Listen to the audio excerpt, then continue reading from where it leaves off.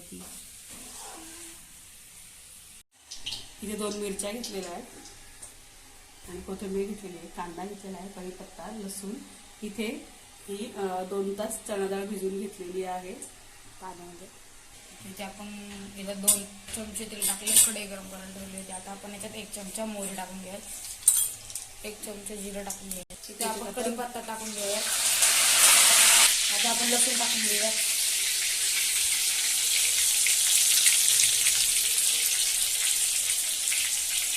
मिरची टाकून घेऊयात आपण याच्यात. आता आपण याच्यात कांदा टाकून घेऊयात. किमान 8 कांदे तरी कापायचे, छोटे छोटे किंवा मोठे 4.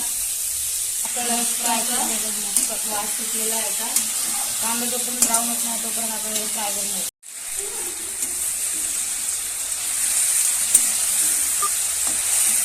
कांदा आपल्याला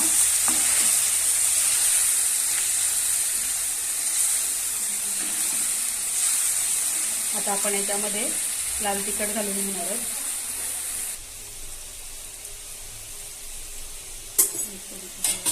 एक चमचा आपण याच्यात आता हळद टाकून घेऊयात. आता आपण सगळ्याला फ्राय करून घेऊयात. डाळ टाकून घेणार आहोत, चणा डाळ.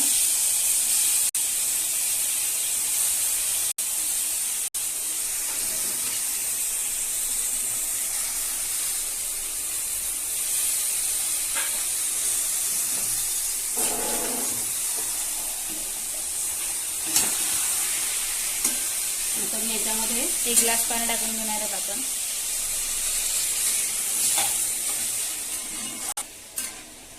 तर आपण याच्यात चवीपुरतं मीठ टाकून घेणार. 10 ते 15 मिनिटं आपण याला झाकण ठेवून घेणार आहोत. हा मॅगी मसाला आहे.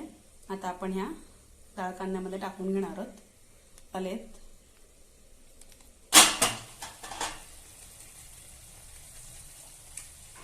सगळं टाकून घ्यायचं, त्याने टेस्ट खूप छान येते.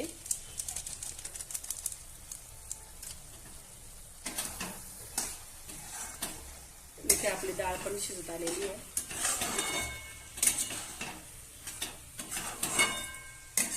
कोथिंबीर टाकून घेणार आहोत.